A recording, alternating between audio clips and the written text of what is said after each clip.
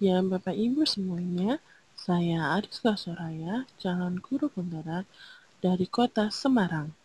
Bagi Ki Hajar Dewantara, pendidikan adalah menuntun kodrat yang ada pada anak-anak agar mereka dapat mencapai keselamatan dan kebahagiaan yang setinggi-tingginya, baik sebagai manusia maupun sebagai anggota masyarakat.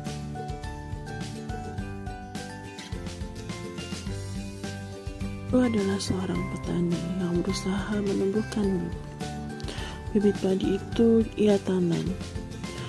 Ia perhatikan tanahnya, bagaimana irigasinya, bagaimana pupuknya, dan bagaimana ia akan menjaga padi itu tumbuh jauh dari hama. Tani juga akan mempertimbangkan pada musim apa tanaman itu tumbuh. Tak mungkin ia menanam padi jika itu adalah musim kemarau, maka akan kekeringan dia. Begitu pula guru ketika mempertimbangkan kodrat zaman dan kodrat alam peserta didik. Peserta didik sebagai manusia yang memiliki kodrat alam dan kodrat zaman. Kodrat alam adalah sifat dan lingkungan, potensi, dan keadaan diri yang berkaca alamiah. Kodrat zaman adalah keterampilan dan soft skill atau kekuatan yang berubah sesuai kondisi zaman, seperti terkait dengan kemajuan teknologi, ilmu pengetahuan, dan budaya. Pendidikan yang harus kita fokuskan adalah syarat, usaha, dan cara yang harus sesuai dengan kodrat peserta didik. Kodrat tersimpan dalam keragaman adat dan istiadat. Adat dan istiadat ini terpengaruh zaman dan alam yang berubah, bentuk, isi, dan iramanya. Dengan mengembangkan kodrat alam, kita akan mengembangkan potensi peserta didik secara maksimal, sehingga bisa meningkatkan motivasi belajar, meminimalisir kejenuhan dan frustasinya. Sedangkan jika kita mempertimbangkan kodrat zaman dalam pendidikan, kita mampu menyiapkan peserta didik untuk masa depan, sehingga ketika melulus sesuai dengan kebutuhan zamannya, dan akan muncullah karakter-karakter yang sesuai dengan zaman di mana mereka tumbuh.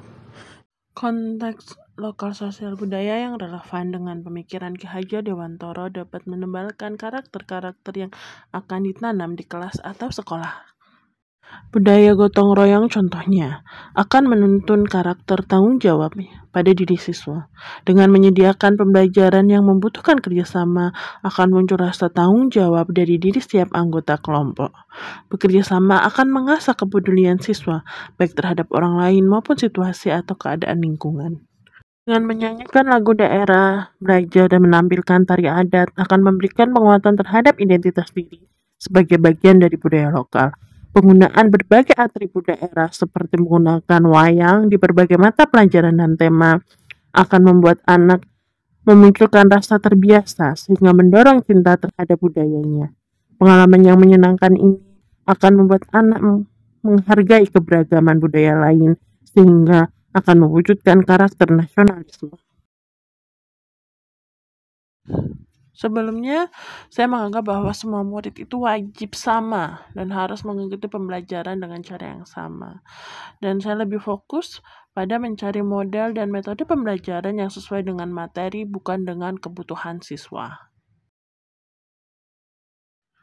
Setelah mempelajari modul ini, saya yakini bahwa peserta didik adalah pusat pembelajaran dengan memahami dan menghormati kodrat alam dan kodrat zaman yang ada di dalam diri mereka.